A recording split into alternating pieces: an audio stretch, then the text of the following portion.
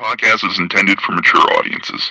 The views and opinions expressed are those of the panelists and do not reflect in any way those of the podcast partners, sponsors, or affiliates. Enjoy. ThaBoxingvoice.com. When I say I promise you, I'm gonna knock out the Gypsy King as well. Dollar DiBiase Productions. How am I gonna let this little skinny spaghetti hit my face? ThaBoxingvoice.com. Numbers don't lie, and I'm that guy. I'm the dominant of this.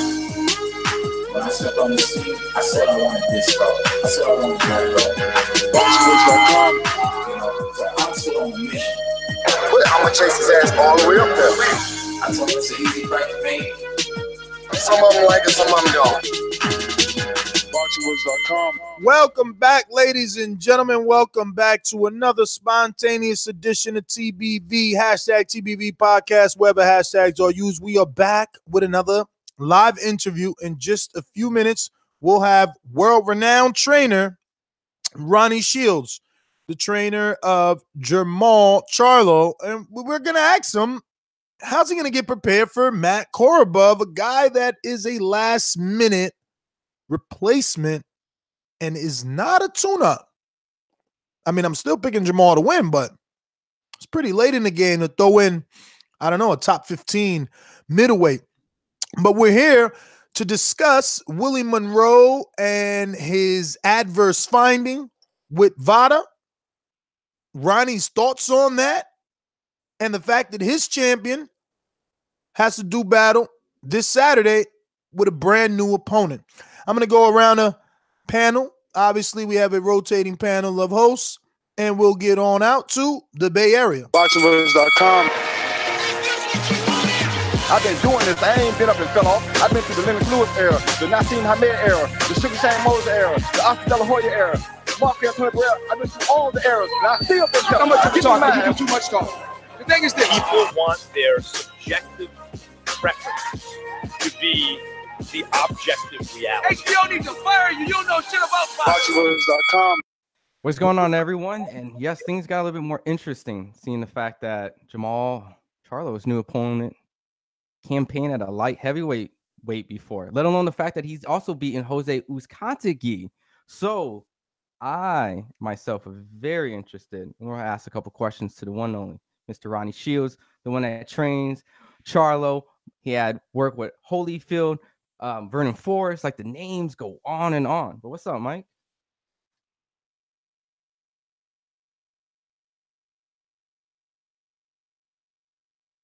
I speak it, believe it, receive it. Speak it, believe it, receive it. Speak it, believe it, receive it. I can't say it enough. I speak it, believe it. ThaBoxingvoice.com. 2 attempts, handed bands over. Sicko hit, shot and missed. 2 to stand over. Turn up. Breadwinner, huh? Look who in the building. Let me check my Instagram. I might be at 1 million. And I'm in. ThaBoxingvoice.com. Yo, what's going on, everybody? Here back with another one, you know what I'm saying? Stay put up in work all day, every day. Ronnie Shields, man, legendary coach. Got a couple questions for him. Want to give his like opinion on like drug testing and like people popping for like drug tests and the sport of boxing, and just has he had any like previous experience with it, and a couple more other fun facts. But yeah, what's going on, everybody? What up? Well, it's another one, putting it in overtime for sure. Hashtag TBV podcast. I mean, I want to talk to Ronnie. I want to see the mindset of the camp, finding out this news late. How early did they know? I know when Lamont Peterson popped, I think he was scheduled to fight Amir Khan in a remix, and he popped positive for testosterone replacement therapy. Shields already there. Hold on, guys. Go ahead, take it away. Now, Ron, do you know much about the drug that Willie Monroe was popped for? Have you ever? I actually don't. What was he popped for? Me myself, just letting you know, I'm not a drug expert. Testosterone booster or something like that. Something that I read like that effect that he had a high level of testosterone. So Was it like epi? What did he do? I'm not a big test knowledge. I mean, what's it, an epi testing kind of situation? Shit, I don't know him. Beat me. I'm not gonna sit here and act like I'm a big old guy, but pretty much what we do know is that Vada has pretty much caught a lot of people consistently. The forefront of this shit. Yeah, and so at this point, drug testing is something really good for boxing and cleans everything up. And for the most part, the big controversy is who Willie Monroe has been tied with. It's none other than Victor Conti, which raises a lot of questions and eyebrows with either the fact, was this done by accident? Was this done on purpose? Was this done by negligence? Is this something that he's actually getting an advantage of? Is this something, I mean, there's so many things. So, all right, guys, I'm bringing to you live here Ronnie Shields, the trainer of Jermall Charlo. And Ronnie, I want to thank you, obviously, for taking out the time to come back on the Boxing Voice and talk a little boxing with us. I'm going to go ahead and kick it over to my co-host, Ron Goodall, while I work out some technical difficulties, but very grateful to have you on. Hey, what's going on, Ronnie? No problem, nothing. Anytime, bro, you know. How you doing, man? Great. So of course, the big news and everything is against Jermall Charlo's opponent on with the whole drug testing. First thing I want to just kind of know is just, hey, when did you guys find out, and and pretty much explain the whole situation on when this first came out to you guys and how it went down. Well, it came out to us on Saturday afternoon. I just got Jermall in the ring when Alan Amon called to explain it to me, tell me what happened. And he told me it was like a 95% chance that we would have to switch opponents. And it happened. So we had to, just readjust our focus a little bit. Did you know much about Matt Korobov before you guys are scheduled to fight him now? Oh, absolutely. I've been knowing about Matt Korobov for a long time. He's I know about every middleweight in the division that's in the top 15. So I knew Matt called out Jermall when Jermall was a 154-pounder. So, so I've been knowing about it for a while now. Plus, a good friend of mine was training him. I don't know if he's still training now, Charles Mooney. And, I'm good friends with Charles Mooney. And I know that, I watched Matt a lot. How has the game plan changed up, if any, given the news? Or are you guys just focused on what Jermall does best and perfecting that? No, they have to switch the game plan up now. I mean, we have to do some things different. We don't have to do everything different, but we have to do some things different. But that's just adjustments that you have to make in the sport. It happens in the sport all the time, where you get an opponent change, and sometimes you just have to go with the flow. We of course talked about it, and we feel good that Jermall is in great shape right now. He's ready to go. We just got to change focus. The focus was on Willie Monroe. Now it's on Matt Korobov. So, so you've been in the boxing industry for a very, very long time, and from that point, with these drug testings and these failed situations, was Matt someone who was on as a backup, or was this something that Al and the promotion team came later and just kind of on last minute told you this was the opponent? Do you guys always have backup fighters in these situations? Was this a fighter as a backup? Just in case? That's the reason. That's the reason Matt was on the card, in case something happened to Willie Monroe. That's the whole reason why he was on the card, just in case something happened. you know, and it just so happened something did. You know, the good thing about the PBC is they try to, you know, always have a backup just in case something happens in a fight. So, you know, so we realized Matt, the guy was already, you know, tapped into him anyway. And so this is the reason why he was put on the card. You know, just for that reason, and just in case something happened. If something would have happened with Jermall, then Matt would have fought Willie. You know, but it just so happened something happened with Willie, so Matt is there. So, you know, that's the reason. Now, Mr. Shields, could you explain to the people the mishap that well, not mishap, it was just I guess Jermall and Jermell wasn't in the location that they told Vada that they would be in. Could you just like elaborate on like what happened and how hard is it to, like, I guess, keep Vada notified of your every movement? Well, the thing about it is, from what I understand, you don't have to keep them, keep them about your every movement, because sometimes you don't know what your every movement is going to be. So, and Vada don't tell you when they're coming. So if they don't say when they're coming, you don't know when they're coming. You know, and that's the whole thing. You know, and you know, it's just that with Vada, you know, you have to.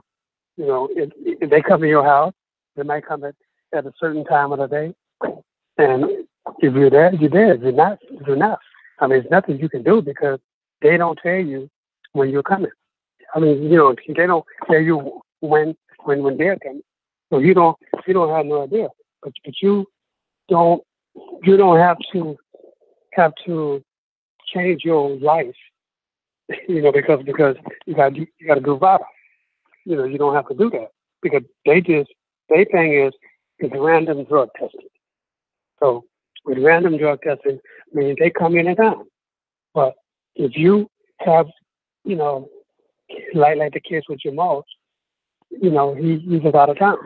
So if he's out of town, you don't have to call them and say, hey, I got to go out of town for this press conference or for this news conference or whatever. That's not up for him to call them and tell them he's got to go and do that. He don't have to do that. They do their random testing. They should check with the promoter and say, hey, do you have anything, you know, we could catch him in L.A. or we could catch him in New York or we could catch him somewhere. You know, it's up to them to find out where you are at the time you are. You know, especially, you know, he's training for a fight, but then you got to go do professionals and stuff. So when the promoter calls you and say, hey, you know, we got a plane ticket for you. You got to go to L.A. Okay, you jump on a plane to go to L.A. You don't call Vada and say, I got to go to L.A. because you don't know when they're coming and when they're not coming. It's on them to find out where you are.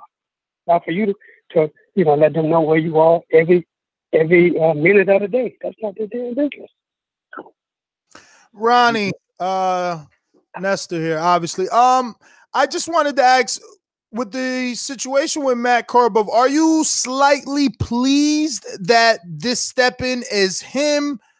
Because it seems to me like this would be a more fitting opponent for this stage, meaning like we want Jermall to get a knockout on Fox Live on TV. Willie is more of a dancer. He's a maneuver, and it's a little more of a difficult situation. Well, you know, I mean, that's why we train. You know, that's why we prepare for whoever we're going to fight. You know, I don't care, you know, the style that we're going to fight, as long as we have time to put, to prepare for the fight. You know, that's the whole thing. You know, we've been preparing for Willie now for almost 9 weeks. Actually, almost 9, 10 weeks. You know, that's a long time to prepare for one guy, and all of a sudden it changes. But the thing about it is, you know, it changes for Matt also. He was fighting somebody different than Jermall Charlo. So he has to basically do the same thing we are doing, and that's prepare for Jermall Charlo now instead of the guy he was going to fight.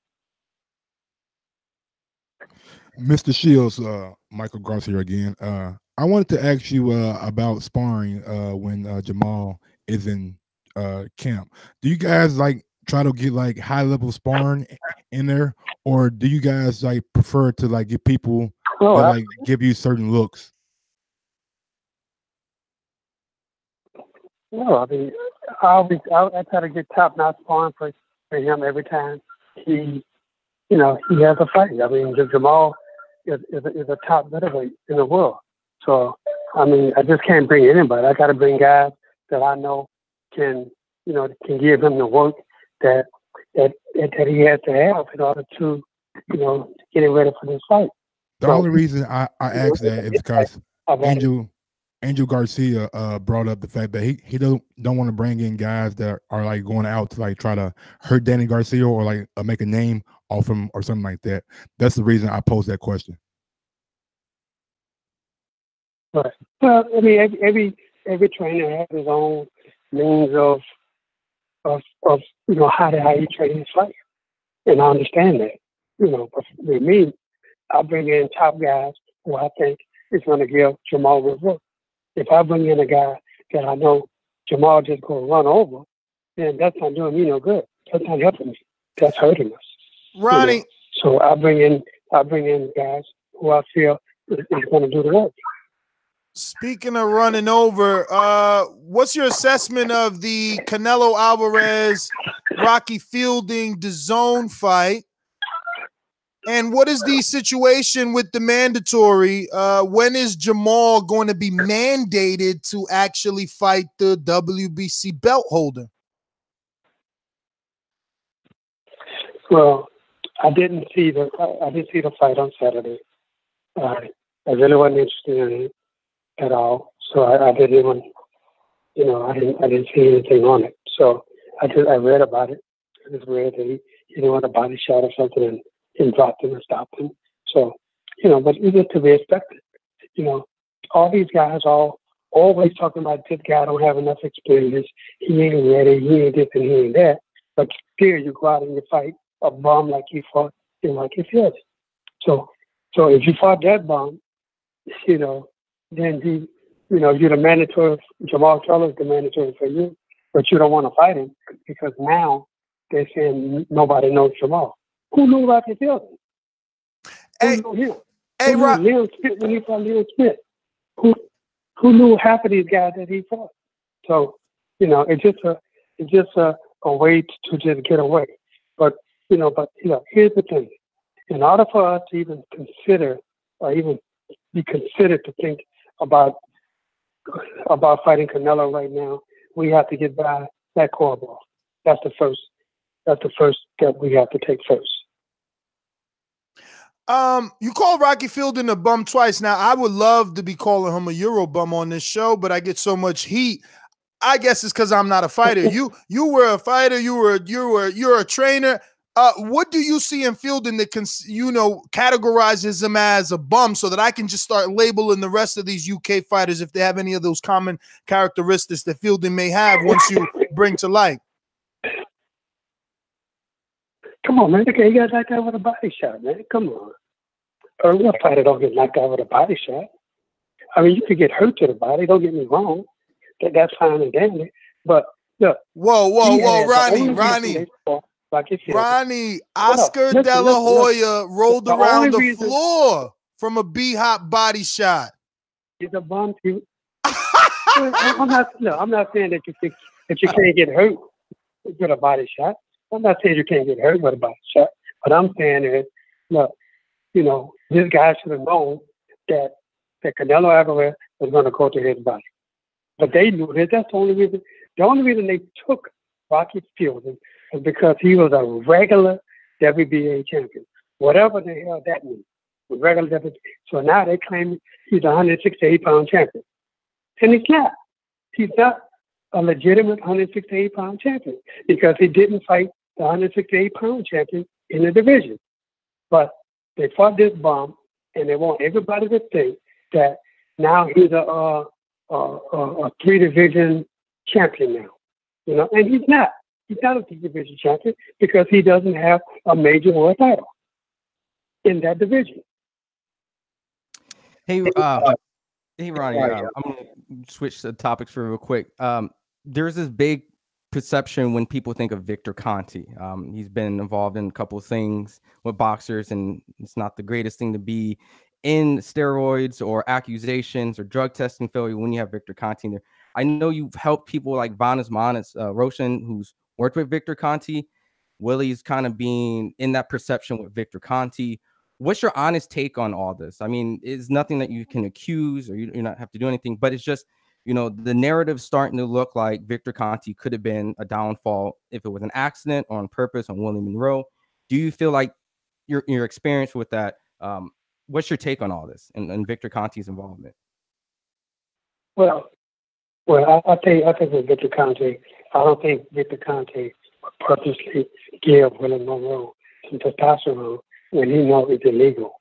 Because if I remember correctly, years back, they got caught up in all that stuff way back then, and I think he's learned his lesson since then.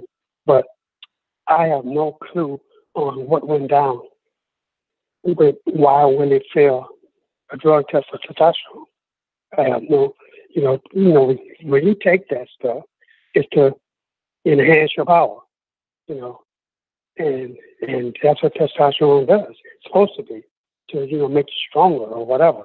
But and I can't say Victor Conte is the one that gave it to him. I don't know who gave it to him, and it could be somebody giving him something that he didn't know he was taking. I mean, it could be so many different reasons. It's hard to comment on something when you don't know. When you don't know what really happened, because I don't know if he was up in California, or was he in California, or was he in New York when it happened. So if he wasn't in California, how can you say it was Victor Conte who gave it to him? If he was in New York, you still can't say Victor Conte gave it to him because he was in California. So, until you ask them who gave it to him and why he took it, or maybe as a fighter, sometimes, you depend on people around you to know everything that they're doing. So somebody could have come up to him and say, "Hey man, you need to take this, blah blah blah." And fighters sometimes don't ask questions. They don't say, "Well, what is this? Why am I taking this?" Sometimes they just trust in their people that they hire to help them to do things that they're supposed to know that you have to take drug tests. They're supposed to know that you can't take certain things in the sport of boxing that's going to make you fail a drug test. So, I think that there's so many questions that have to be answered before we speculate on what really happened with Willie Monroe. Willie Monroe doesn't seem like that kind of guy to me that'll just go out and purposely take, some drug to enhance what is illegal. So I don't know. And until Willie comes out and say, "Well, somebody gave me this to take and I took it and I didn't know what it was," it still falls on him because he's the fighter. He's supposed to know that you're going to take drug tests. He's supposed to know what things you're supposed to take and what you're not supposed to take. And it all going to fall on Willie. But at the same time, you can't banish Willie and then tell Canelo it's okay. It'll give you a 6-month sentence and you're gonna come right back and fight for the world title.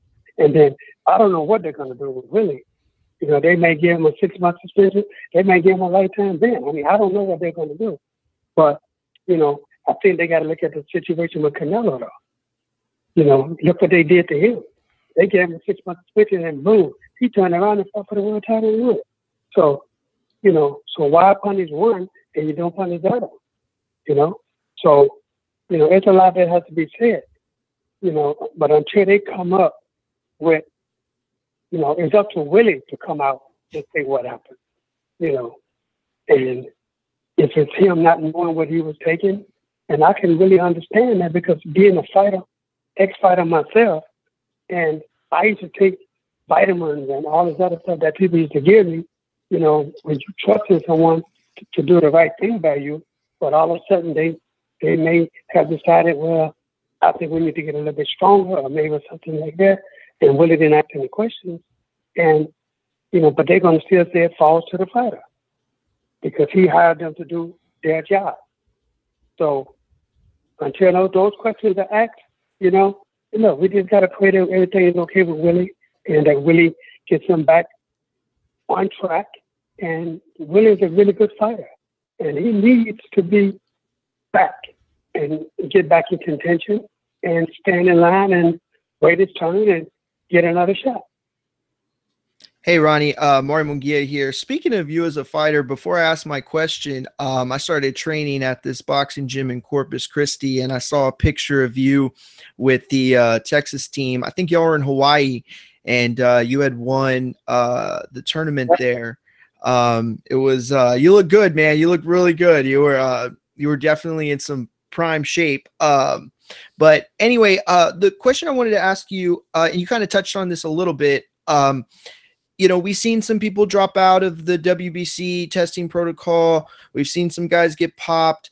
Where do you think we're at, and how do we get further along in this, you know, testing? Obviously, WBC is, you know, making their ways, and they're trying to, you know, pressure the fighters into it. But is it going to be ultimately up to top fighters like Jermall and other guys to basically freeze out anyone unwilling to go through the stringent year-round testing? Well, you know, here's the thing. You know, people got to understand that it costs a lot of money to do these tests year-round. And who's going to put up the money? Is it going to be the boxing organization, or do they want the fighters to come out of their pocket themselves to do it? Or do they both do it? You know, look, you know, we have to have some kind of structure that, you know, they have something in place right now, where they say you do random tests. But the bad thing about random testing is they try to make you look bad if you ain't there when they come. You know, if you come to my house and I had planned to go out of town already, and I go out of town, and then you come to my house and I'm not here, then you say, oh, he missed a random test. Well, you didn't call me to tell me you was coming. So, you know, a fighter can't evolve his whole life around when these people are going to come and do the random testing. They should, you know, they should call the WBC or whoever, WBA, IBF, whoever it is. They should call them and say, look, do you call a promoter and say, do the fighter have anywhere to go as far as boxing is concerned? Yes or no? So then, you know, you just got to call the fighter and say, you know, call them the day that you're going to go and say, where are you? And if you say, I'm in Canada, then you got to have a place in Canada to take the test. That's just simple as that.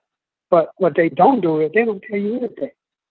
They don't ask questions. They just come to your house. If you ain't home, oh, he missed a drug test. He wasn't home. But they don't realize that sometimes you're doing boxing stuff.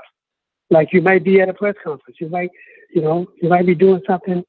And look, I'm all for fighters taking tests year round. I think that's a great idea to do it year round, because that way, you know, you don't have any problems, because everybody knows they got to take tests. And I think they should just schedule it that way and do it. But the problem is going to be the WBC don't, and all these other organizations, they may not want to put out the money for that to happen. But I believe it should happen, because we have too many guys that have been failing these drug tests, you know, like Luis Ortiz, like Billy Joe Saunders, now Willie Monroe, like Canelo Alvarez. You know, that's, you know, one is too many. But that's four right there. And that's just the four that we know about right now. There may be others that have tested positive that we don't even know about. So, you know, I think they just got to set something aside and say, you know what, at least for every fight, you know, the WBC should put up money, or WBA, IBF, they should also put up some money and say, look, here's what we got to do. And get to doctors or whoever, Vada or whoever it is, and say, look, you know, we can only do it so many times a year right now, is what they're doing right now. But I think it should be year round. And I think if they do it year round, it should be no questions asked. And if a person agrees to doing it year round and don't pass the test, then they should suspend them and not let them fight again, because they're not complying with what has to be done. Absolutely. I 100% agree with you. And those are exactly my sentiments. And I do understand the fact that it is costly and there are still some aspects that aren't completely figured out. Real quick, though, I did want to just ask you, look, I know that you're not a fortune teller. I know there's no way that you can know, but how realistic do you think Jermall's chances are of landing Canelo? Do you think that it's getting to the point, because how dominant he was against guys that were supposed to test him?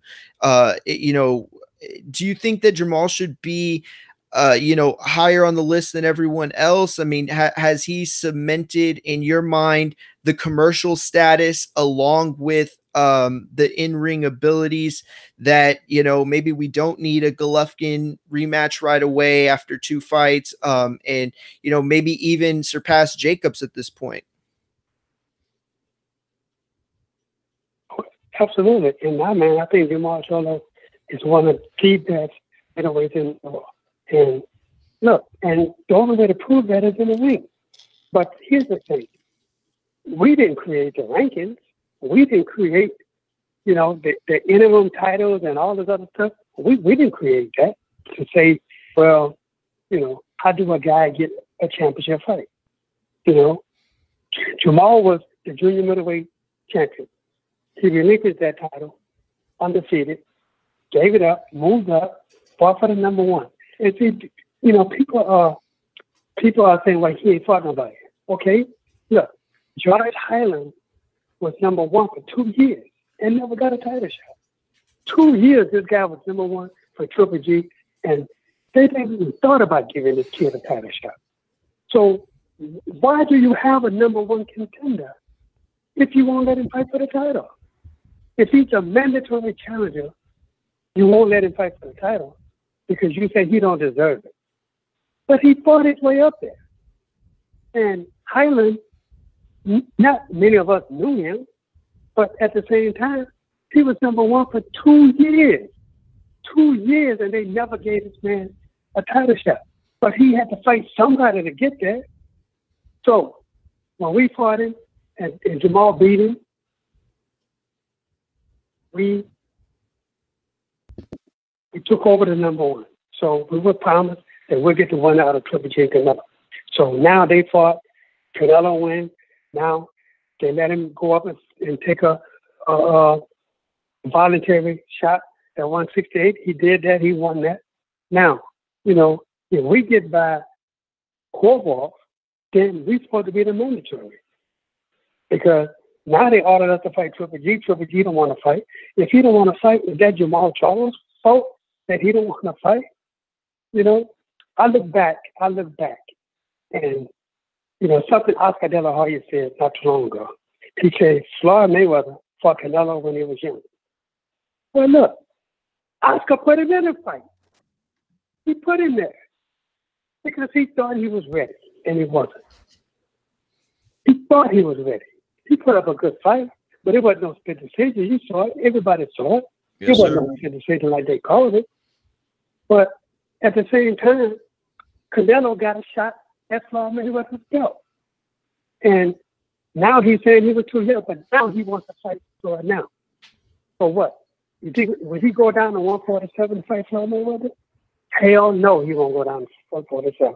And he knows Floyd Mayweather is not a big guy. So why would Floyd Mayweather go up to fight him at 160 right now? And he's the top. So, no, in the sport of boxing, you have to fight your way up to the top.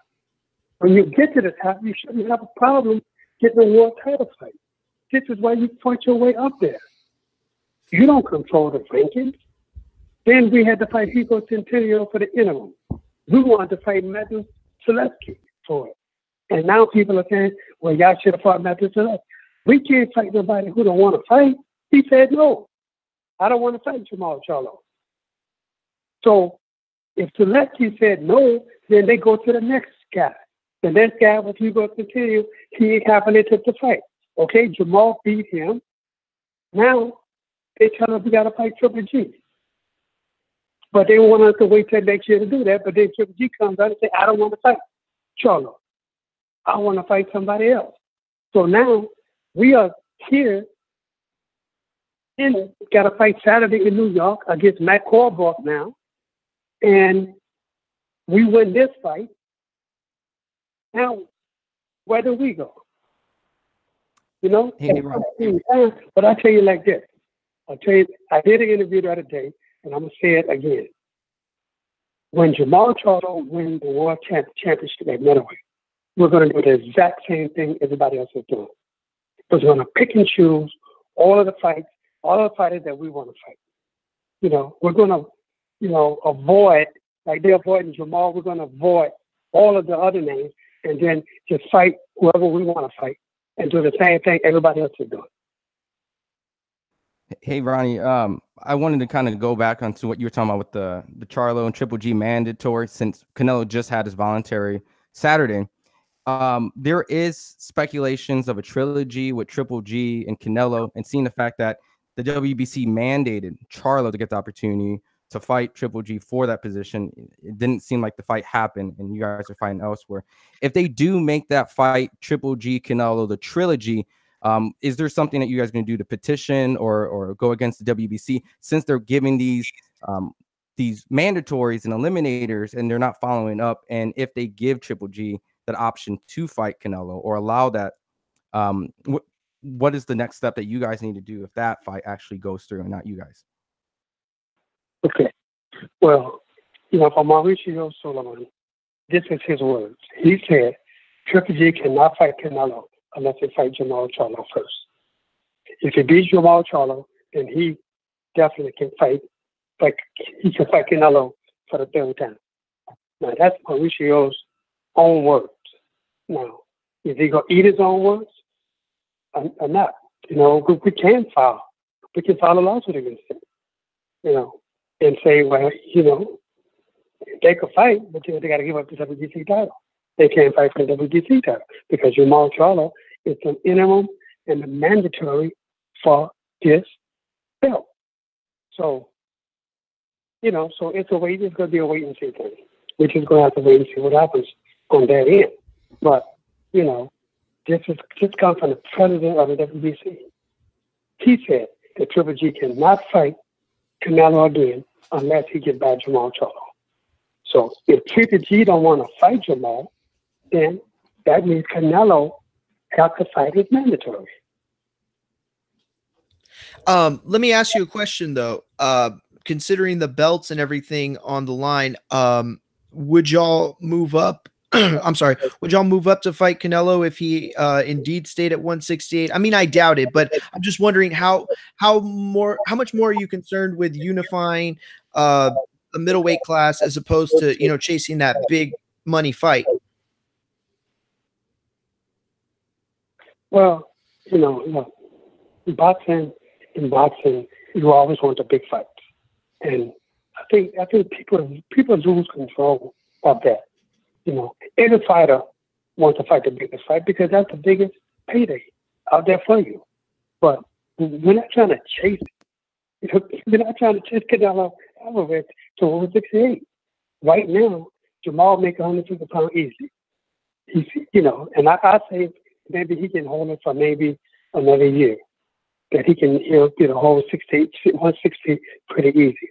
Then after that, we're looking to move up. But in the meantime, we deserve and we earned the shot at the middleweight title. Now, if Canelo don't want to fight, you don't have to fight. But you can't hold the title and claim to be the WBC middleweight champion when you don't want to fight the mandatory. How can you claim that if you don't want to fight? You know, they always talking about, oh, the money, the money, the money. The money, he's making enough money, you know. But that deal he got with the zone, I call it dead zone. The deal he got with dead zone, he got to bring so many. He gotta have so many people subscribing to that thing in order to get paid. So if he don't do the numbers that they think he's going to do, then he's not going to get paid that. So I think everybody right now in the world, they know who Jermall Charlo is. They know what he represents. They know what he brings to the table. So people want to see that fight. But if you look at Oscar De La Hoya, you know, he's already saying Danny Jacobs, Demetrius Andre go have to stand in line. They got to stand in line. Now here, you got you got two fighters that there's a world champion. He wants the world champion to stand in line. I thought in this sport, everybody wanted to fight the best. The best want to fight the best. But that's not the case for them. They want to fight Rocky Fieldings and make $300 million to fight Rocky Fieldings every fight. That's what they want to do. That can't happen. That can't happen. People want to see them fight the best middleweights in the world. How is that different from what Anthony Joshua was doing? Well, it's no different. It's no different. Keep doing the same thing. You know, look, sooner or later, people are going to demand, people have to start demanding that the best fight, they're not going to pay for it. And if these guys love boxing the way they say they love boxing, everything come out of their mouth, we want to fight the best fighter. No, you don't want to fight the best fighter. You want to fight an easy fight. You want to fight these bums and make all this money, and you don't care. Because as long as you get the knockout, you think people go turn their head. But people are going to get sick and tired of that and stop putting out money to go see these guys because they don't want to fight anybody. You know, how can these guys claim, if you go back in time, Muhammad Ali, Joe Frazier, George Foreman, Ron Lau, look at all of these guys. These guys fought each other. These guys deserve every dime they got because they wasn't afraid to fight each other. Today, these guys are scared to take a loss. Why are you scared to take a loss? It don't make sense. If you're cheating the fans, the people that are paying you, that's the same people you're cheating. You're cheating because you're not fighting who you're supposed to fight. Hey, Ronnie, just want to go on the long-term plans. The phrase is, unifications, Trump, mandatories, and seeing the fact that Canelo is on what you would call a dead zone. There is Demetrius Andrade, there is Danny Jacobs, and even though that headlines, they say things and say they're not next, we've also seen fights happen. And so at that point, what is the long-term game plan? Would you guys wait it out if Canelo and DAZN decide to do long-term unification fights and extend out the mandatory positions for Charlo? Are you guys going to sit and wait? Would you guys go elsewhere? Would you guys enter another ranking? Well, it's a lot of options that we have. We do have a lot of options. I mean, one thing is we want to stay busy. We want to keep busy. We're not going to just sit back and not do anything. We're going to keep fighting. And that's all we can do. If that's all we can do, then that's what we're going to have to do. But something is going to come to a head sooner or later. Sooner or later, something is going to come to a head, and these guys are going to have to fight. But the thing about it is, if Canelo don't want to fight Danny Jacobs, if Canelo don't want to fight Demetrius Andre, who is he going to fight? Who is he going to fight then? That's supposed to make him all his money on dead zone. Who is he going to fight? Well, Ronnie, just to address the dead zone comment, DAZN app soars to #1 on the iOS and Android platforms as it was the most top free app downloaded. And it's also the Canelo fight on DAZN was also top 10 search on Google and top 10 trending on Twitter. Okay. Not so dead. You said the key word. You just said the key word, free. But Fox is free. I mean, free's good. Yeah, Fox is free. Fox is free. But Fox ain't paying nobody $300 million to fight on it. So basically, you're saying that this is like a dead-end business plan. Absolutely it is. Because look, if Canelo loses today or tomorrow, his deal is gone. So what's going to happen next? What's going to happen next? So who's going to pull in the revenue for their zone to continue? When you throw all your eggs in one basket, or two baskets, they put their eggs in two baskets, in Canelo and Joshua. Neither one want to fight anybody. So when the people talks, when the people speak and say, you know what, we're going to get rid of this $10 a month or $11 a month, whatever it costs, we're going to get rid of it. And then what's going to happen then? Now they're going to go and try to look for another outlet for somebody else to get them something for free. Now, Ronnie, I do have one question for you, and this is my final question. You stated earlier that if Jermall wins the belt, when Jermall wins the belt, he's going to do the same thing that these guys are doing now, pick and choose other fighters. But in order for the sport to grow and be at the best, don't you think somebody needs to break that trend and start something new and like give the fans like what they want? You know what I'm saying? How do you break the trend? How do you? It takes. I don't know. I don't know, Ronnie. I don't know. I'm just asking questions. Everybody got to be willing to break the trend. I'm just saying. Everybody got to be willing to break the trend. Everybody got to be willing. It's not just Jermall. Jermall ain't got to come up and say, okay, let's break the trend. Then he go out there and fight. Then these other guys they do the same thing. They doing the same thing. They cheating the public out of their money. That's what they're absolute. Ronnie, I mean, isn't it up to Al Heyman? I mean, like, he's got another middleweight champion that isn't signed to a network. I mean, forget Canelo. You guys could fight Daniel Jacobs. There's a storyline there. I mean, according to the fans, Daniel Jacobs walked up on Charlo in the Barclays Center. Of course. And we'll fight Daniel Jacobs. We have no problem with fighting Daniel Jacobs. But after we fight Daniel Jacobs and beat Daniel Jacobs, then what? Then where we go? Or then we got to go fight Demetrius and beat Demetrius before Canelo say, oh, now you got 3 belts? Oh, I'll come fight you. That's exactly what you got to do. You got to do the same thing that Gennady Golovkin did, the long route. So you want us to go out? You want us to go out and do all the work? You want us to go out and do all the work? Let Canelo keep fighting these bombs he's fighting, and let Jermall beat everybody in the division, so he won't have to turn around. Come on, Ronnie. We all know it's a double standard out here. But that's what double standard out here, Ronnie. That's what Gennady did. Gennady had to do that to get his shot. He did it? Who did he beat?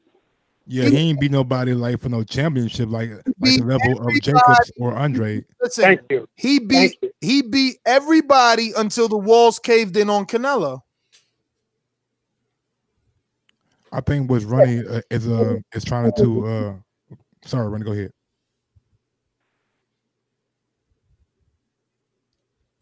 Well, I think that name me one champion that Triple G beat.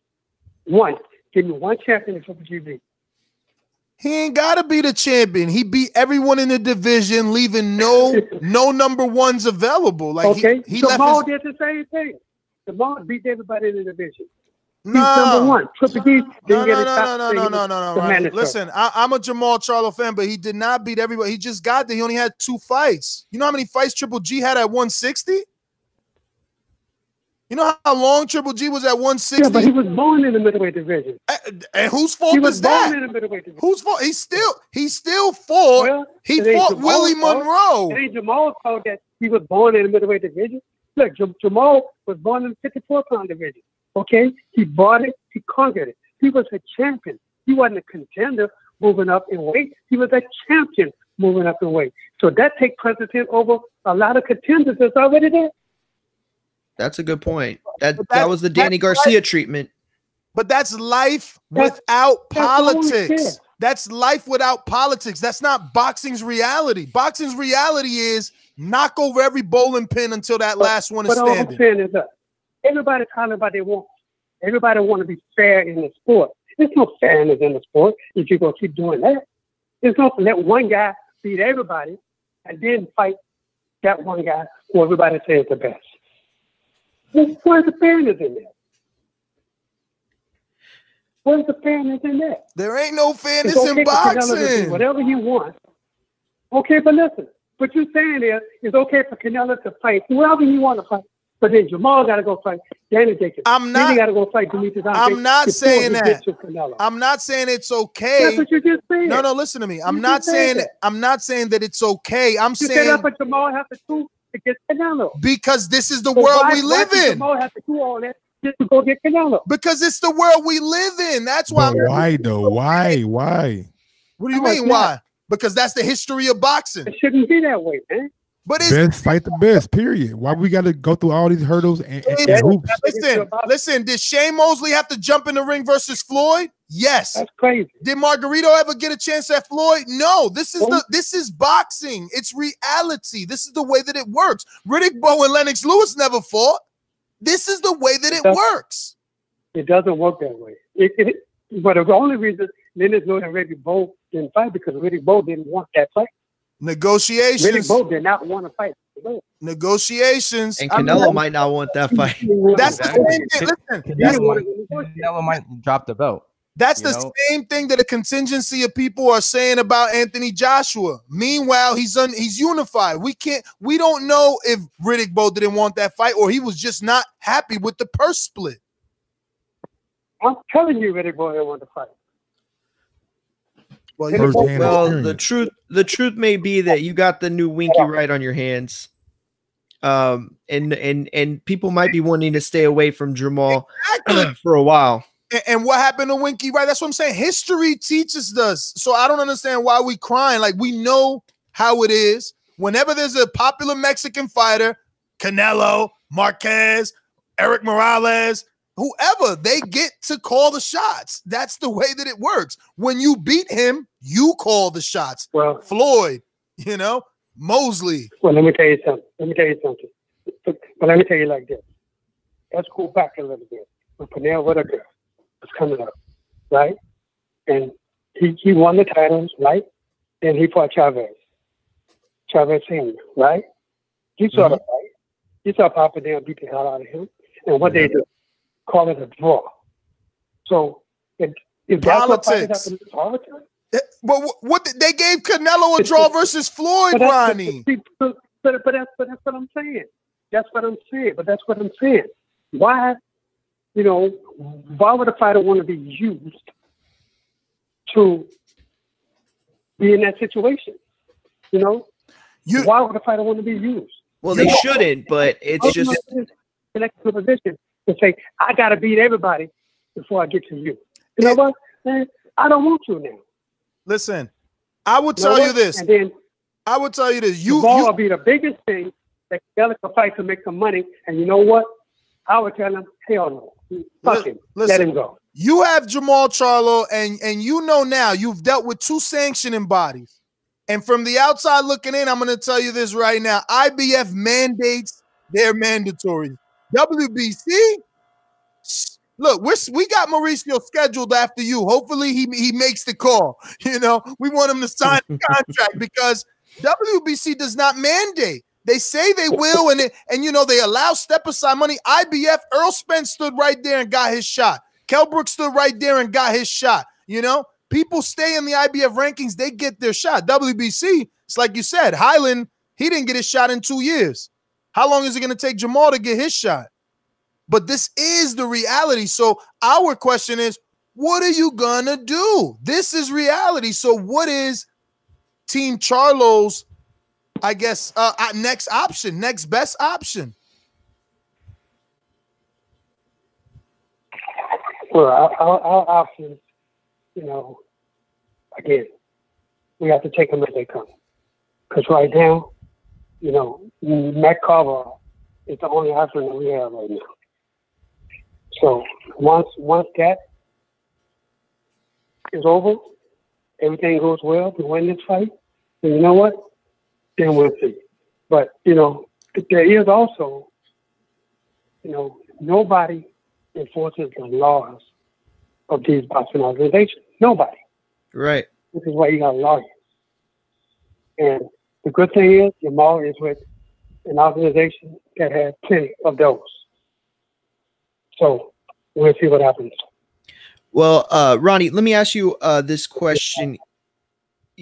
Yes, sir. Let me ask you this question. And I've been covering the Charlo brothers for a very long time. I've seen their rise. I've seen the change in their abilities and just their forcefulness. We've seen a lot of braggadocio with Jermall and his brother, and we've seen them, grow into these really interesting media personas. My question is, with the kind of discipline that you have, I've seen you with Ryan, Cowboy Carl and some of your other younger fighters and the way that you keep them in line. How have you been able to keep Jermall, in line? Have there been any issues as far as you trying to, as far as, you having to keep maybe bring him aside and kind of, calm him down in, face-offs and stuff like that? Where is he at like that? Can you still handle him the way as he's continued to grow? Well, the thing about it is I don't have to handle Jermall. I told you, I talk to Jermall like a man. And I make, just like I talk to all of the fighters. Talk to them like men. I let them know what I feel. They come to me and ask me questions. Hey, I got an answer for them. And if I see something that I think is out of line, I call them on it. And as a man, he understands what I'm saying. And he understands why I say it. So, so I don't really have to pull their coat, but sometimes I do. And like I said, I talk to him like he's a human being because that's what he is. He's a human being. And I just let him know what's right sometimes and what's wrong. And you take it from there. But as a man, if you at a weigh-in or press conference or whatever, and another man come up to you in your face and spit at you or look at you, you're going to react as a man and how you're supposed to react to it. So, and he knows all of this. He knows this is what he's supposed to do. He's supposed to react as a man because that's what he is. But, I really have no problems with Jermall doing anything because, he reacts to what other people does. And normally your reaction is the best thing that could happen to you. Ronnie, I wanted to jump in. We got actually Mauricio Sulaimon, so I want to obviously go ahead and thank you for coming on, and glad that you gave us a little 15 minutes extra for coming on earlier. And we're gonna get some of these questions asked, and answered to Mauricio specifically about. Absolutely. We're going to keep you informed, and we're going to ask him specifically about Jermall and his mandatory status. So once again, I want to thank you, obviously, for always giving us the opportunity to interview you. I'll see you here in the New York City area in about tomorrow, right? You said you leave on the 18th, so I'll see you here tomorrow. And thank you again. I'll be there tomorrow. Absolutely. Thank you, man. Have a good one. All right, Ronnie. Thanks again. There you have it. World-renowned trainer Ronnie Shields. I'm going to go in the back end and go ahead and get Mauricio Sulaimon, and this one won't be that easy because this is a international connection here. We're gonna call him in Mexico, and see if this goes down. You know what I mean? But there's some questions that need to be asked and answered, and hopefully my co-host can do a great job of getting those things out. I've been obviously working in the back end to get this interview done, so I'll just cut out now and I'll come back with it. Go ahead. Okay. For everything that was just said and debated, I honestly feel like it's just frustration on Ronnie Shields' part. I know he understands what we're saying. I know he knows it better than any of us, the politics of boxing. That said, I really don't think that they have problems, going the hard route. Yeah, look, man. I just don't think, like Ronnie was saying, why the fuck do I got to do all this extra work to get a fight that I'm already mandated for? Doesn't make any sense whatsoever, and I will have to agree with him on that. And also, Mike, let me interrupt you. Sorry about that, but we do have the man of the hour, Mauricio Sulaimon, live on the line, and luckily, or unfortunately rather, he was brought in right in the middle of your fuck. But Mauricio Sulaimon, we just got off the phone with Ronnie Shields. We're talking Jermall Charlo and not Willie Monroe because of the adverse finding. So we wanted to know from you, first and foremost, the president of the WBC, and obviously you have everything to do with VADA and the clean boxing program. So what exactly do we have on our hands with Willie Monroe Jr.? Well, it is very unfortunate that there has been an adverse finding that has been confirmed.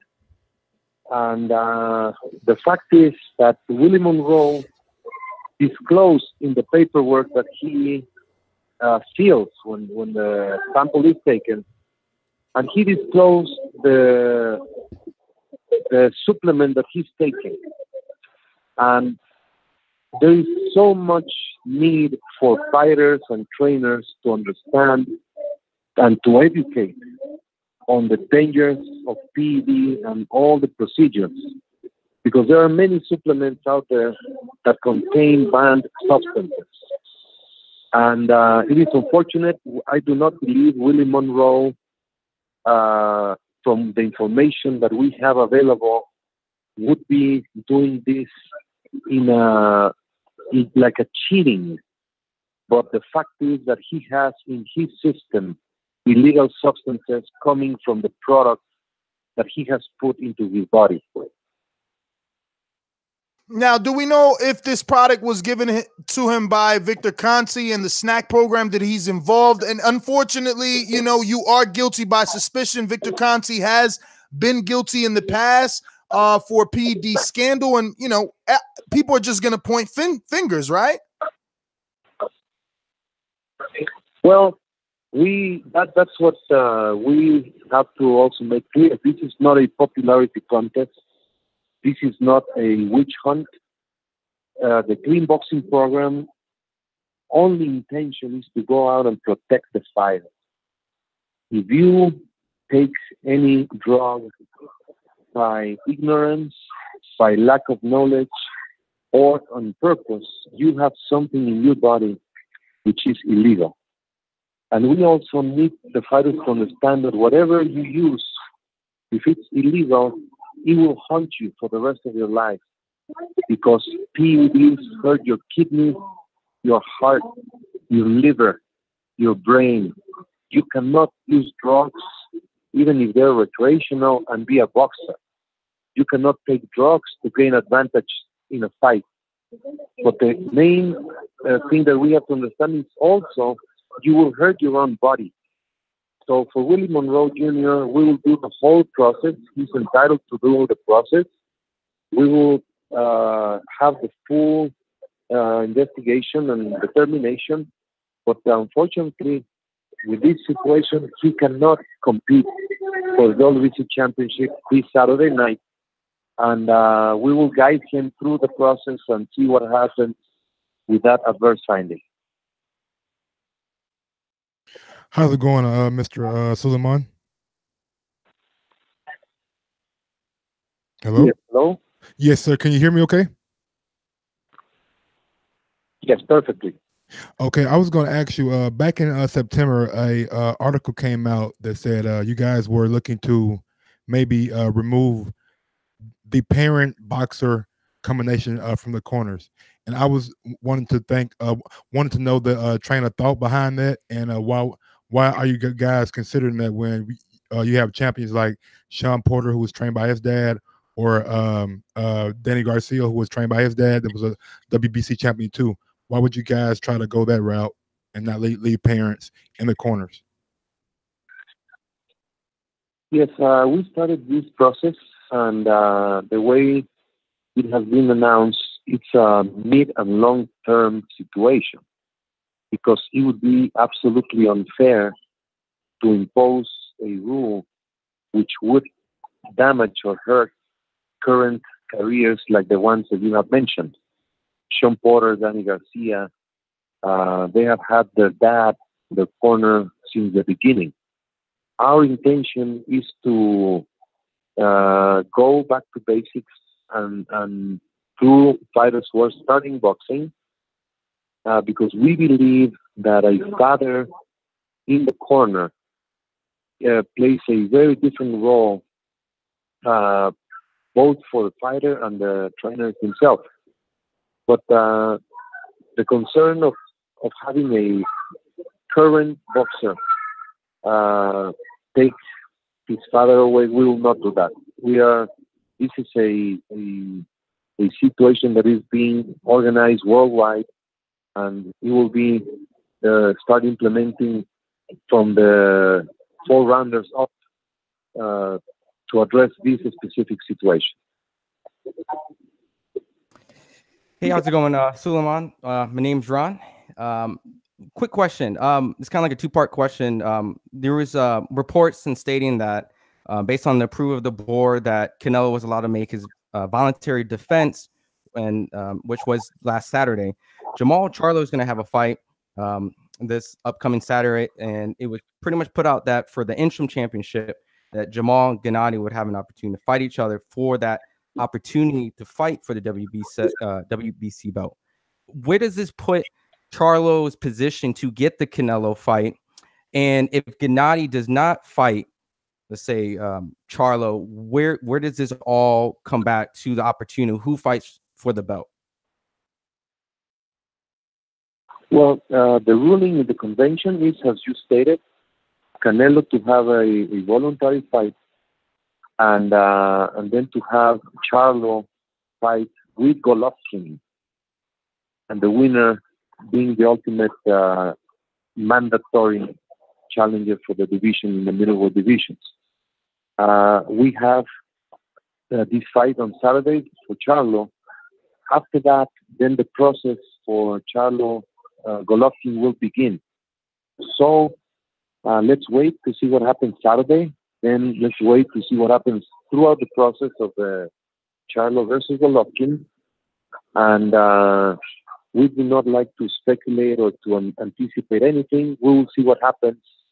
And then the ruling is clear and is consistent. So we will see what happens in the coming weeks. Okay, I just want to follow up. If Golovkin, typical procedure though, Mauricio, just let us know what typically goes on. Like hypothetically, if Jermall won, sure, what's the procedure? Then the order goes out for the site, and a date for a first bid in case there's no agreement is set.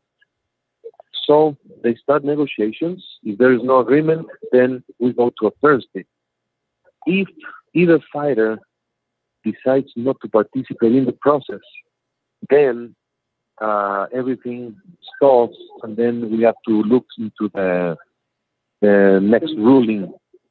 But as I say, I do not want to anticipate. I hope that if Charlo wins, and then the fight between Charlo and Golovkin takes place, which would be a huge fight, and then that positions for a major event for 2018 with the winner fighting Canelo.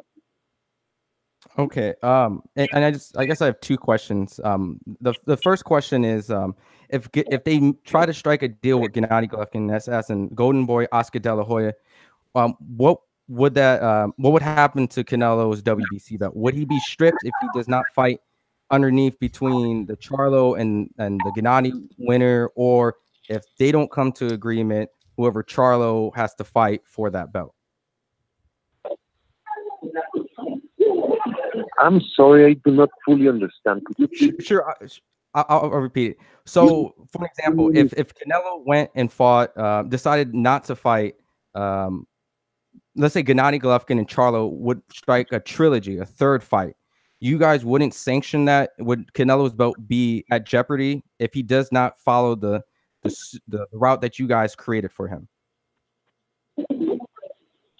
Do you mean if Canelo contracts to fight Golovkin for the third fight, will we accept Correct. that?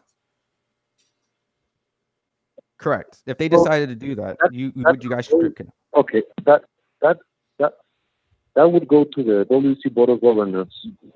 If there's a request for a Canelo Golovkin fight, we would do a voting. But my personal opinion from experience is that the WC would accept that fight to take place. Would Charlo then be given a step aside fee, Mauricio? Or does he just have to wait because this fight takes precedent?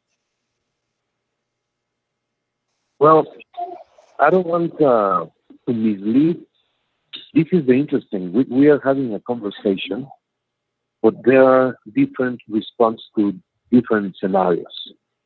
There are instances where there's step aside. There's instances where the WBC simply rules one way or another.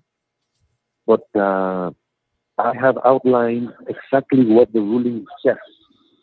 If there's any different request other from what I have explained, then the WBC evaluates and makes a voting on the matter.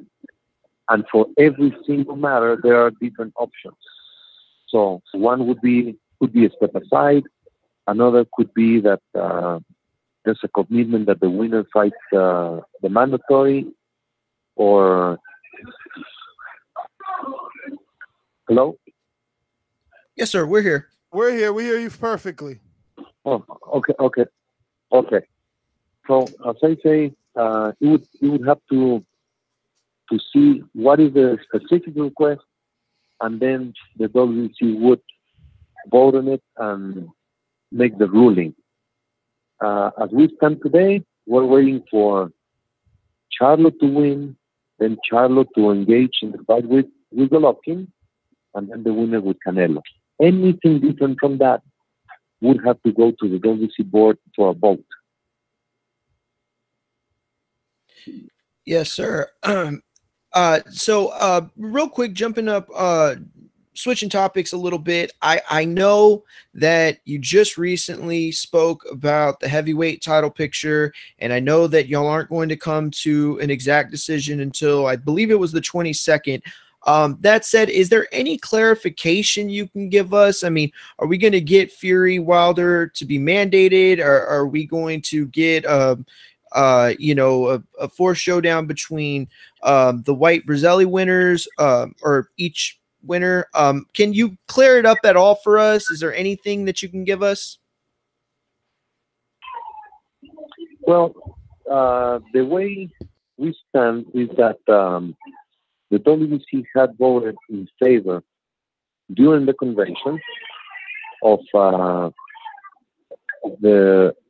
if Wilder against Joshua was made, the mandatory would have to wait. That was agreement in the convention. After the great fight with Fury, the WBC has voted in favor for the rematch.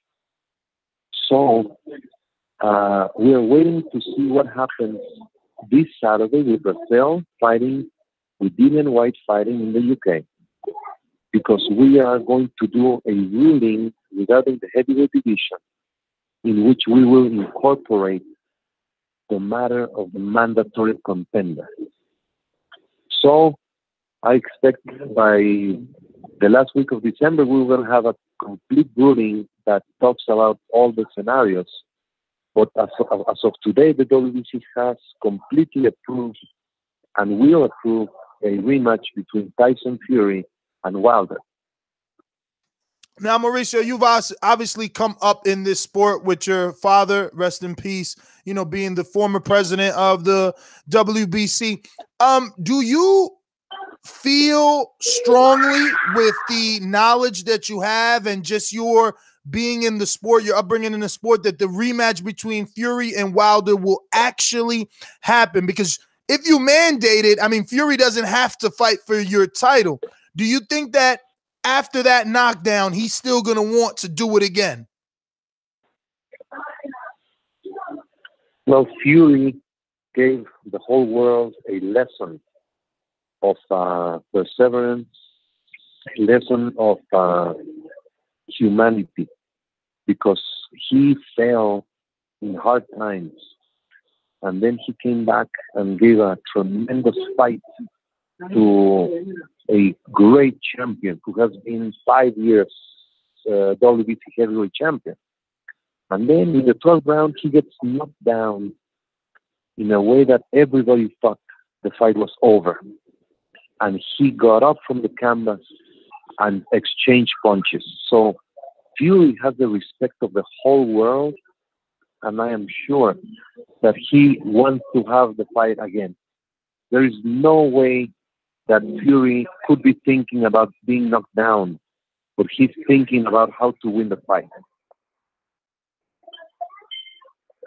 How are we going, Mauricio? I got one final question for you about the WBC is you guys are looking to a second day weigh-in. I just want to know how important is trying to control weight cutting in the sport, and why are you guys taking this measure to go to the next day weigh-in? We are doing a complete different protocol for weight management starting next year. We're going to have a program like the clean boxing program, but weight check. There are going to be surprise weight check to all fighters who are in the top 15 are eligible to be knocked down in the door or go to the gym and check exactly what weight they have, even if they don't have a fight schedule. Our recommendation from medical research is that no fighter should be walking around over 20% of the weight division that he competes in. Second, we're going to continue the 30-day and the 7-day weigh-in, but we're also putting a 14-day weigh-in in the middle. And the percentages will be 10%, 5%, and 3%. We will also have a weight at the arena when they show up to the dressing room, and we're going to monitor what weight difference is between the official weigh-in and then the weight at the arena before they go into the ring. It is recommended that no more than 10% is put on. There are no measures stipulated yet as to what would happen if they're over 10%. Of course, the fight will go on. The fight will be for the title, but administrative and other measures could start taking place as we put the program together. Really quick, my co-host just has a good one. Mario, you want to ask him?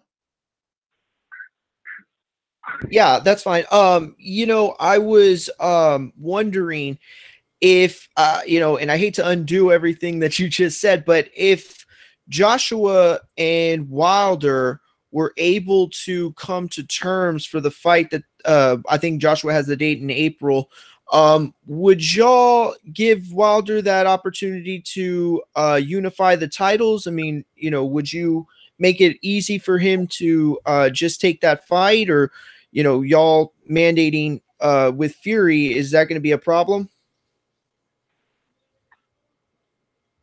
Well, if they go and reach an agreement, I am certain the WBC board would approve such fight. I am certain.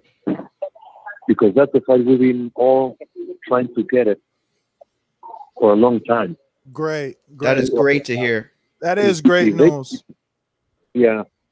So Mauricio, Yes, of course. I wanted to ask. I know we got a fellow Mexican on this panel, and maybe he can give me the correct pronunciation for the Julia Chow belt. And I wanted to know: is there going to be another variation or something special for Mikey Garcia and Earl Spence? I know Earl Spence is the one putting his title on the line, but Mikey, being a numerous division WBC champion, is the WBC planning anything for that March 16th or 17th pay-per-view?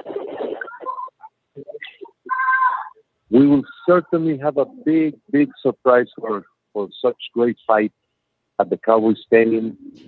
Two undefeated, two great boxers in the top of the world, and we will certainly have a very nice surprise that is being put into the work right now. We're asking Santa Claus to give us a good solution for this beautiful belt.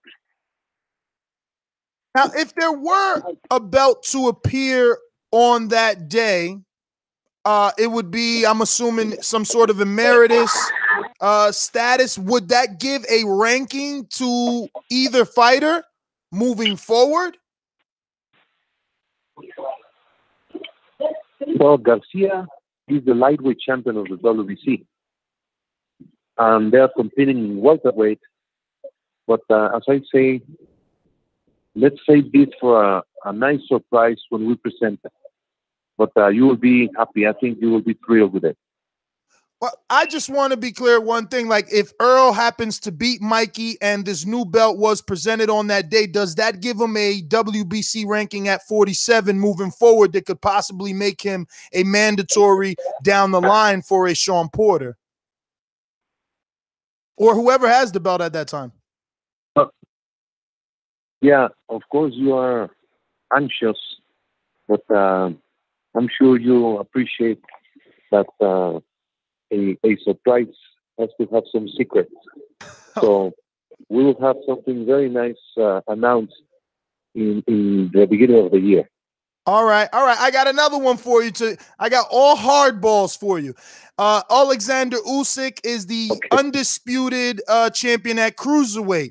Eddie Hearn has been saying this guy wants to move to heavyweight. He signed him. Will you sanction a straight AJ fight between Alexander Usyk and AJ? Would you allow that? Well, in heavyweight, our champion is Wilder. So could you please explain a little bit more your question? You're right. You're right about that. I think he meant Wilder, though. Yeah, right. Yeah. No, I definitely did not mean Wilder. He's absolutely right. They wouldn't have any. They wouldn't have any control over Usyk's decision because he is the WBC at cruiserweight, but he's facing Joshua, who doesn't have the WBC.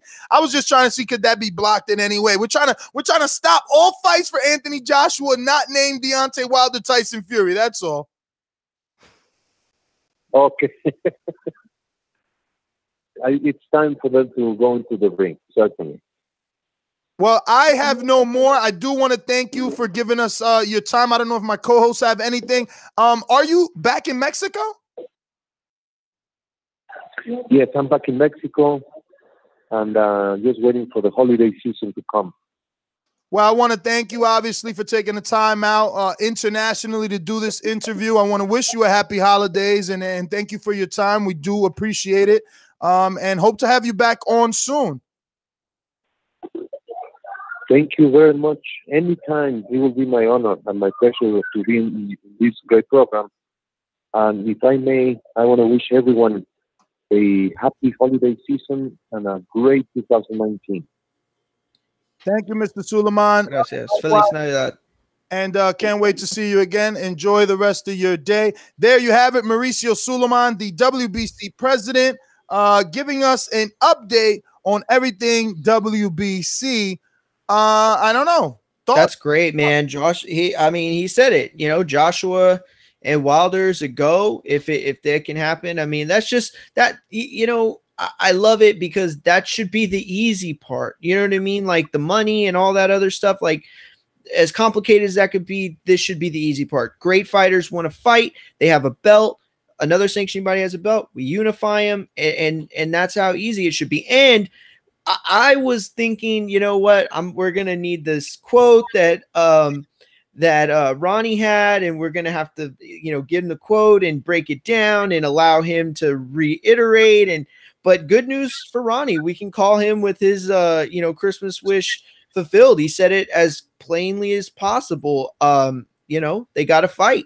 They got to fight, and they're not getting Canelo unless they fight.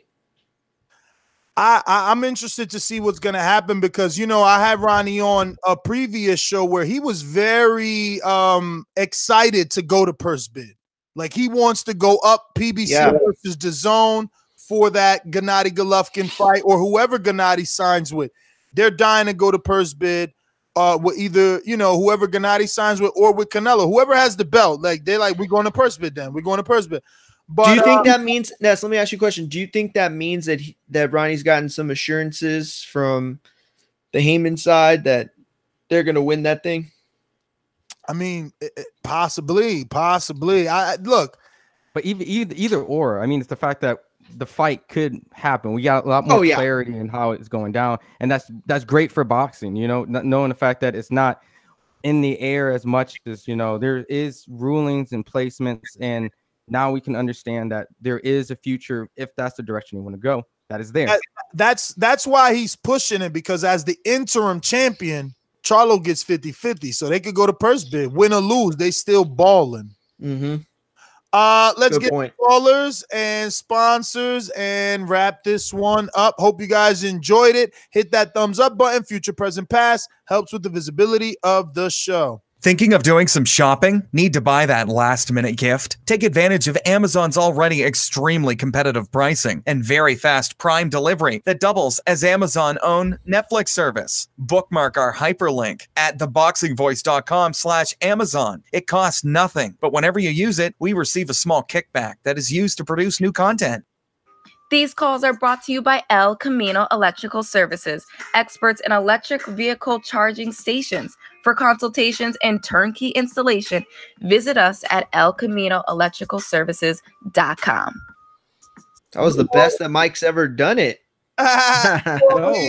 Shoot, Mike was super clean. Yo, I should have been used that because it just reminded me we have a short link that is whatever. Oh, yeah. Yeah. And I asked you too the other day about it, and I've completely forgot. Whatever the short link he just said, I don't know, but it ended in Boxing Voice. But yeah, let me get to NO in the New Orleans. Ooh. What up? Man, look, man, everybody was good. Let's do it. Man, look, everybody hit that thumbs up button, man. It's the third show of the day. They're coming with that heat. Man, it's getting real thick over here, man. Competition. The competition got to keep up. Like we got some more on the show, but we got interviews and a little line going on back to back. Man, come on, man. Hit that thumbs up button and share the show, man. But that was a good ass interview, man. That's a lot of shit. I've been waiting to get answers on, bro. So it sounds like no excuses. 2019, bro. We had to get our socks knocked off with the boxing shit, bro. You know what I'm saying? We got Wilder Fury or Joshua. That's gonna pop off. We just heard that from the horse's mouth. And after the Spence fight, you know what I'm saying? It sounds like from what he ain't saying, but it sounds like he's saying that Sean Paul or one of them motherfuckers we're gonna step it up and it's gonna be another pay-per-view back to back, man. That sounds like Paul and Spence to me. What y'all took from that? I didn't take another pay-per-view back to back, but definitely some sort of belt coming, whether it's a Hula Chai and a emeritus status or just a WBC trophy belt. It's gonna be something. They gonna make sure they presence is felt on this pay-per-view.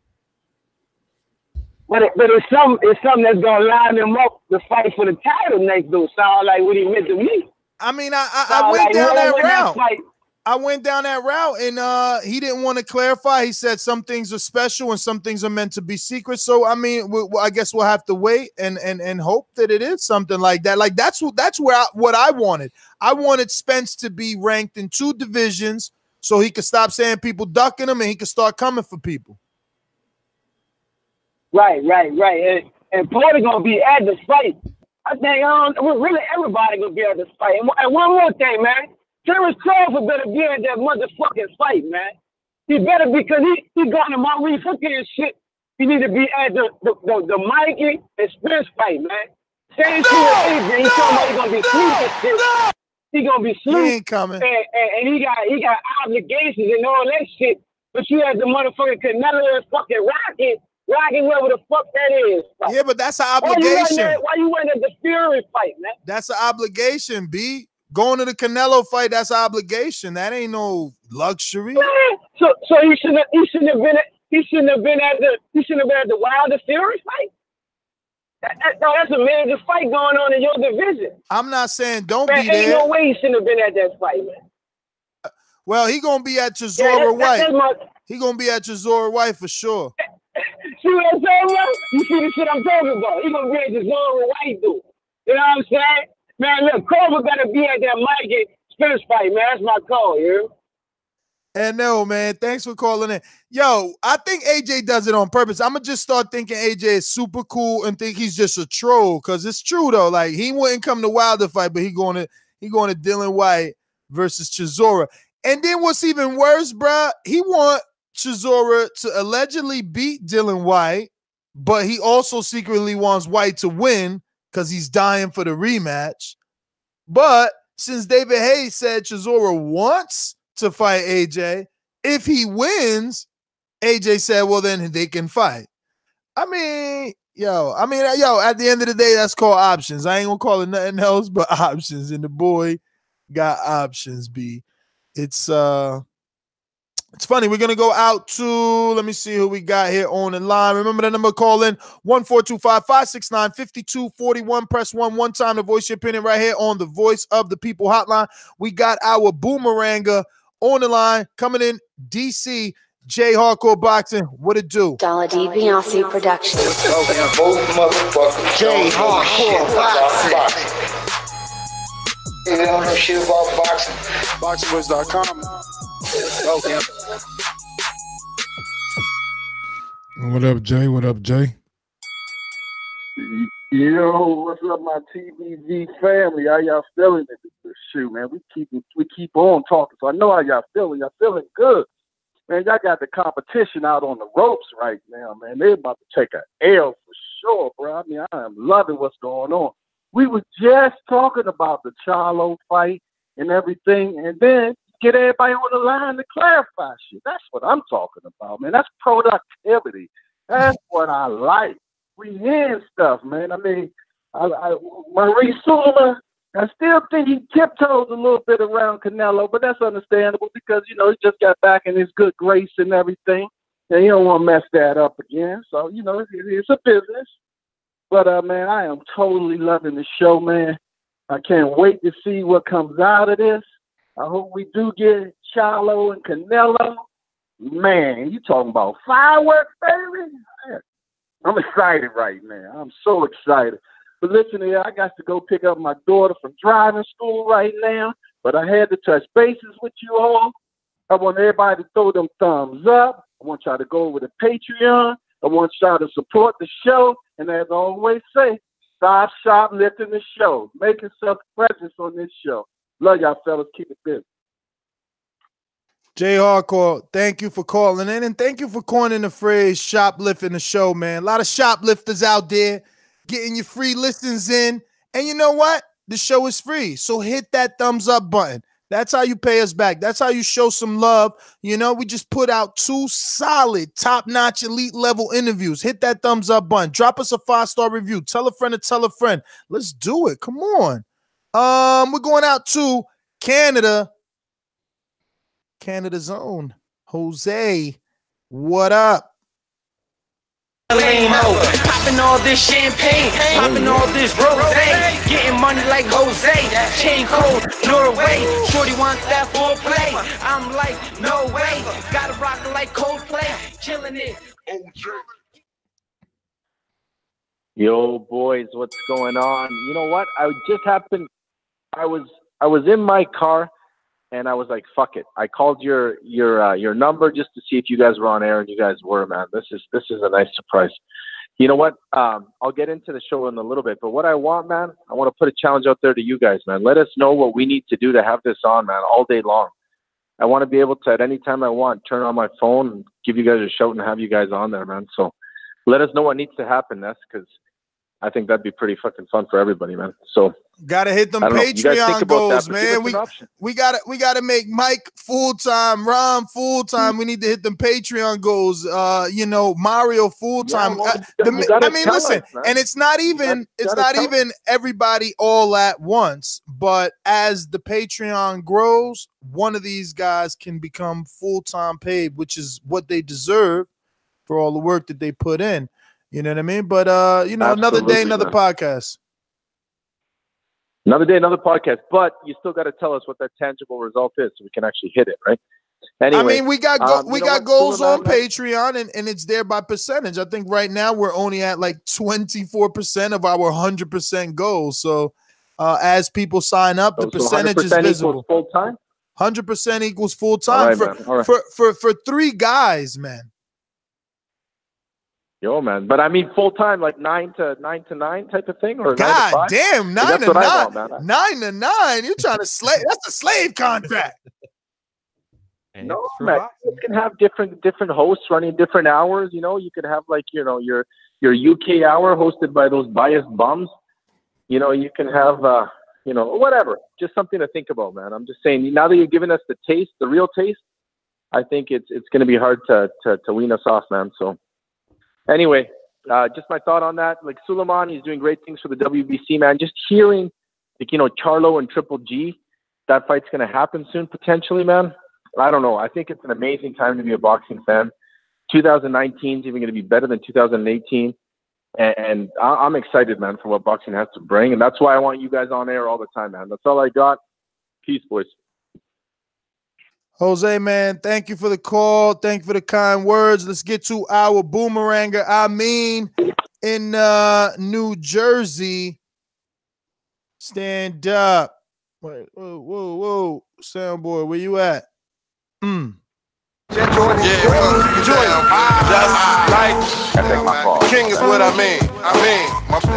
The king is what I mean. My man get it. Another amazing show, TBV in the house.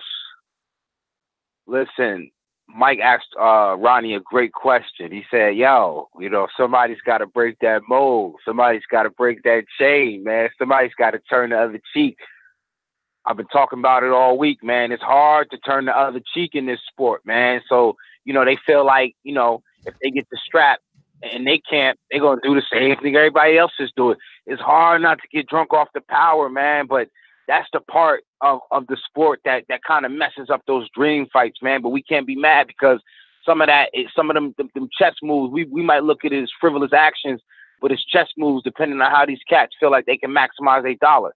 They got to take the punches. I ain't taking them. So I hate when it happens like that, man, but I kind of get it. But this is great interviews. This is great questions. I'm sure a lot of the questions was just, things that we all, everybody want to know. Mauricio Sulaimon, listen, Ness, when you asked him, I forgot how you phrased it because you said it so artfully. You basically asked him like, is the Charlo gonna get step aside money? And if I'm wrong, correct me. You say, is Charlo going to get step-aside money, or is this fight going to be mandated? No, and I wasn't happy to hear that answer. That answer was that in some cases, the WBC mandates the ruling, and there is no fucking step-aside. So that's crazy. So Charlo could be pushed to the side, and Golovkin, who hasn't done anything, could just get another shot, and, he don't even get a check to wait. That's crazy. And he started off, he said, well, and then that pause, man, damn, you knew you wasn't going to get no straight answer. And again, These are the things that, you know, this is the hand up Mona Lisa's skirt. This is why she's smiling in the picture, because it looked like art to us. We see these fighters get in the ring and they had these fights and we'd be like, damn, you know what I'm saying? Like, you know, they could have did this, they could have did that, but to get in the ring, like, you know what I'm saying? Like, sometimes there's so much politics behind it. And like, you would hate for somebody like Charlo not to get a little bread to wait, because again, then he got to take another fight and risk his health, risk his wealth. So listen, boxing is an intricate sport. I know sometimes we don't get to talk the technique, but when we get great interviews and great content like this, it does allow us to explore some of those intricacies. I'm not going to hold up the line. This is why TBV is my voice. This is my show. This is your show, the voice of the people. I'm out. There is no equal. I mean, boomerang status. Thanks for calling in. We got a bunch of callers there. If you want to talk, make sure you press that one. If not, we're going to cut up out of here and call this one another job well done. So, fellas, final thoughts. Final thoughts. What did you think? 2 solid interviews. Great work. I thought we get a lot more clarification when it comes to what happens next, especially what happens with the whole Canelo situation, what happens with the WBC, what happens with Jermall Charlo and his fight this Saturday. What was their perspective going into it? What was their opinions of this whole situation? We have a closer understanding of the 160 division as well as the WBC mandatory interim champion and the champion. Like, we got a lot of information today. I'm not mad. There's obviously things I want to happen, but we got one step closer, and that's what we did, man. Hey, man, don't forget to link the show. Tell your friends. Sulaimon was on. Ronnie Shields was on. They talked some important boxing business. You know, share it with your friend. Let them hear a great interview. Yeah, but Mike, final thoughts. Great interview from Ronnie Shields and Mauricio Sulaimon, man. We got a lot of answers. I'm glad that he elaborated on the whole parent, family in the corner kind of thing, because I thought that was kind of odd and peculiar. But you went left field with that one. I wasn't ready for that. When you said that, I'm like, damn, I'm thinking he coming for sauce. He coming to pet the dog and shit. Oh no, those 2 things that I brought up been on my mind for like couple months now, so I just wanted to get some clarification on those. But yeah, man, great interviews, and hopefully we can get Brian Jennings scheduled sometime this week and just go from there, man. Yeah, follow me at IG at Gross1911 or at Gross2312 on Twitter. Gross2312 on Twitter. We actually got a few callers I'm gonna go ahead and get to. If you guys need to cut out for whatever personal reasons, it's all good. No, I had to go something. But I do like to get to him. It looks like we got a new caller in Alabama, and if not new, I lost. Okay, he's still there. I lost your number, 205-356. Who's this? Hey, what's up? What's up, Ness? What's up, Mike? How you guys doing, man? What's good with it, homie? Yeah, this Pat in Alabama, man. Pat in Alabama, talk to us. Yeah, man, I just want to first off say, man, I really enjoy your show. I used to write for Fight Hype myself, and when I had a college radio show, when I went back to school for my degree, you know, I did a lot of interviews for Fight Hype on my local college radio station. So, like I said, I'm good friends with JD, so that was good to hear Jay on. I would get Jay to come on the show with me all the time at Jeff State when I was, when I was doing the interviews. But I really appreciate what you guys doing, man. It really makes me want to start back doing it, and I really love the show. One of the first things I want to say before I get into the Matt Well, we Korobov ain't got no situation. Alabama correspondent, so whenever you get that itch, you already know you can upload all them videos and talk all the boxing you want right here on the Boxing Voice. I appreciate it, man. But one of the first things I want to say before I get to about Matt Korobov, I want to talk about. I remember when you guys were talking about Errol Spence and Crawford. They actually were at the event together. They were at the Kovalev fight together, but that was a Rock Nation event, and Crawford was at 140 pounds then. He wasn't 147 pounder, but they were both at that event, and they were also at the Wilder event. But I heard something that Korobov was actually going to be fighting at 168 pounds on this card, and I was wondering have you guys heard that? Because I heard he's got to drop like 8 pounds for this fight. It was actually 162. He was okay. Okay, so 162. Okay, well that's cool. That's what I was, because I was like, man, they gonna they're gonna kill him if he do that, man. So you know, at least it's gonna be a little more competitive. He don't have to drop all that weight. But I really enjoy the show, guys. Keep doing what you're doing, man, and do your thing up there, man. Appreciate it. Thank you, Pat from Alabama, man. Thanks for the call, brother. Appreciate Stand it. up, Alabama, loving the T-Town. And like Ness said, whenever you get that itch, man, he's a fair guy. So anything you upload, he got you. Yeah, yo, let's rock out. We're gonna turn TBV into the new ESPN. We're going out to our mastermind. You know, people on Patreon who we greatly appreciate, making sure that we do what we do and they believe in the movement. So we're going out. Javi, you definitely need to Oh man, fuck Javi. I thought you talking about like somebody fucking important. You talking about Javi? This nigga. Go ahead. Meanwhile, Javi, you the reason he was in Alabama and shit. I know. I'm just talking Javi, you need to holler at Dollar DiBiase. Like you ain't got no intro. Like I don't know. Hey, man. You know, I just come out the back like a wrestler. I'm in the middle of a tag team, man. Fuck. Out the back. Okay. Hey, man. I'm the best Alabama caller. Don't be giving that shit to nobody else. Quit playing with me. No, it's a lot of Alabama. What you talking about? Edward in Alabama.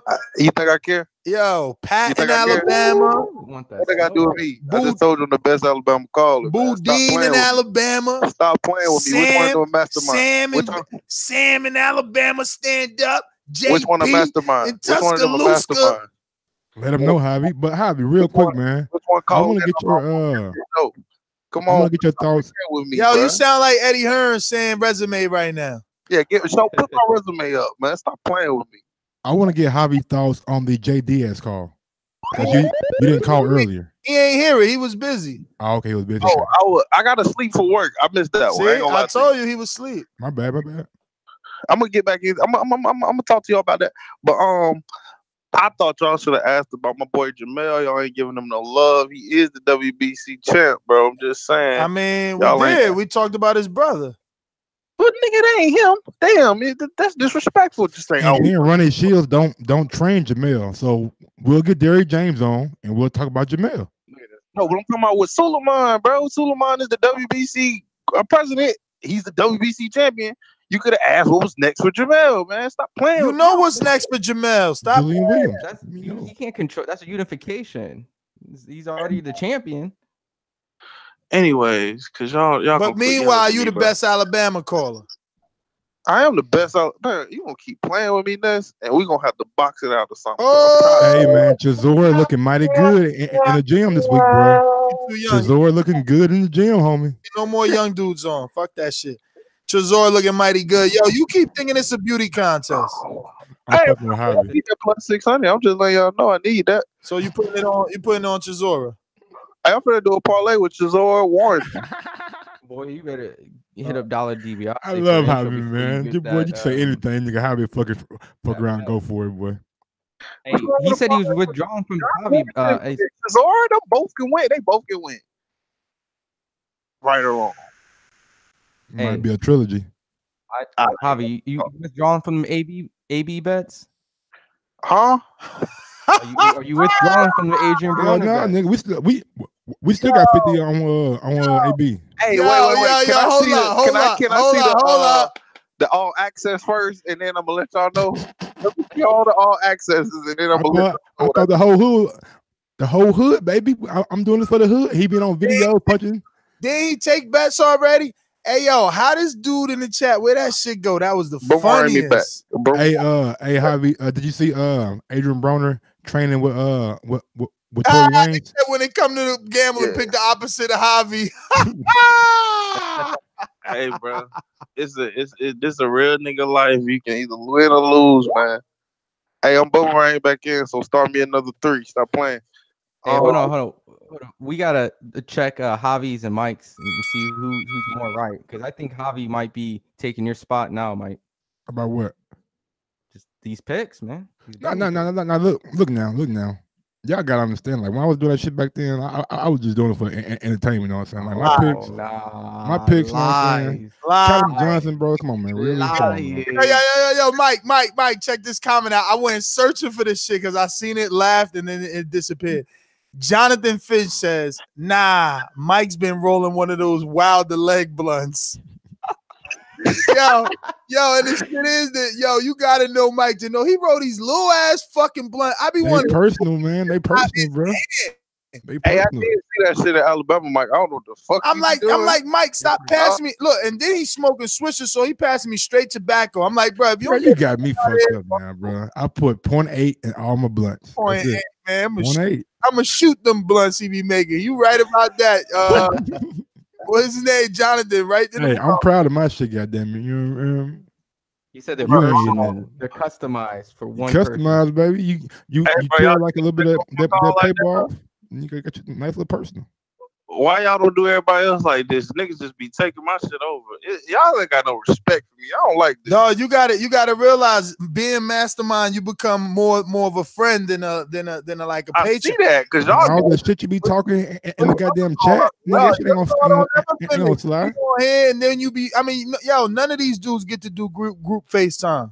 This nigga be talking hellfire shit. Hey, but you did a group that's because I'm a real nigga too, though. Nigga, I had you on the fucking live fight chat. Group FaceTime like 5 in the morning, right before Daniel went back home from the Canelo fight. That was a great night. That was an intervention. It was an intervention. It was an intervention. But as a mastermind, you get to be part of that. You know what I'm saying? Me, Ron, and Javier doing an intervention with Daniel. But when was this? Where was I at? I was Canelo. Saturday night, technically Sunday morning. Yeah, I was knocked out.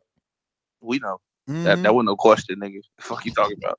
But all I gotta say is my nigga Canelo scared of all black tough fighters, bro. He don't want no work. He fought Laura. Meanwhile, he fought Laura and Trout. And Trout. And Kirkland. Don't call Floyd, Trout. He fought Mosley. And it was close. And Laura fight was Laura. I think Laura won. No, he fought Love More than Dude. Sugar Shane Mosley. Nigga, Sugar Shane was damn near a granddaddy by the time he fought Floyd. He fought playing with me. He fighting Jacobs in May. He fought Austin Trout. He fighting Jacobs in May. Austin Trout, bro. He ain't. What the fuck? He fought Laura. Nigga, I just told you Laura won. I just told you Floyd won. Like I said, 90 Laura. I said, why are you hating on Canelo and you like have Mexican yourself, Javier? Enrique, motherfucker. I'm all black. You can stop playing, man. You ain't all black. You ain't Javier. Your mama had a crush on fucking Ricky Martin or something. Whatever, man. She had a crush. Yo, you got curls. You got the Superman curl in the front. You got curls on. Yeah. Curls named Javi. Native American, my ass, nigga. Why you want to play Native American, yo? He funny as hell. That's your Mexican side coming out, nigga. Talking about stop it. My granddaddy, that nigga look like Your granddaddy was a Mexican who told you he was Native American. Oh, your time up, yeah. You Native American. I mean, you Native Indian, Mexican. Like Robert Ortiz, he's like Mexican Indian too. So okay. I didn't know the real thing. You're good, B, but we know your name Javier for a reason. Somebody said Javier Puerto Rican on the low. Basil Lomachenko. We done, man. We out of here. No outros. Find me on Instagram, Twitter, and SGTO. You see that we love y'all just as much as y'all love us, man. We had the intro going. We was about to leave, and we just put in another 10 whatever seconds. amount of time, bro. So hit that thumbs up. Future, present, past, doesn't matter. Helps with the visibility of the show. Remember to rate us 5 stars on iTunes. Gross 1911 on IG and Gross 2312 on Twitter. Go ahead, Ron. Take it away. Twitter, Ron GFIQ. Bye bye. Peace. Laters.